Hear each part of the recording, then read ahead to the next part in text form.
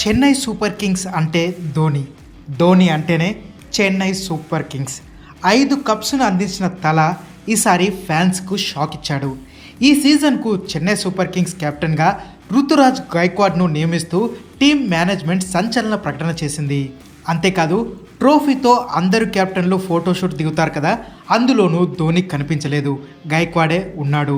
ఆ ఫోటోషూట్ తర్వాత Chennai Super Kings team తమ అఫీషియల్ ట్విట్టర్ హ్యాండిల్లో మహేంద్ర సింగ్ ధోని గైక్వాడ్కు కెప్టెన్సీ బాధ్యతలు అప్పగించాడని పోస్ట్ చేసింది.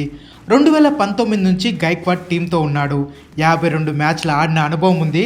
అతడు తన బెస్ట్ పర్ఫార్మెన్స్ ఇస్తాడని చెన్నై సూపర్ కింగ్స్ టీం ఆత్మవిశ్వాసం వ్యక్తం చేస్తుంది. ఇప్పుడు ఈ న్యూసే తలా ఫ్యాన్స్ను తెగ బాధ పెడుతుంది. ముందే చెబితే ఓకే, కానీ సీజన్ స్టార్ట్ అయ్యే ఒక్కరోజు ముందు చెప్పడంపై ఫైర్ అవుతున్నారు. సీజన్ స్టార్ట్ అయ్యే ముందరే ధోని ఒక మాట చెప్పాడు, కొత్త పాత్రలో కనిపిస్తానని. మేబీ అది ఇదేనేమో.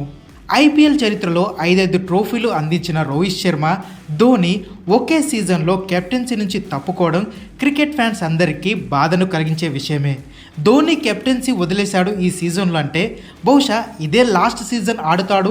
తర్వాత సీజన్ నుంచి ధోని చెన్నై సూపర్ కింగ్స్ జెర్సీలో కనిపించడేమో అన్న ప్రచారం కూడా జరుగుతుంది.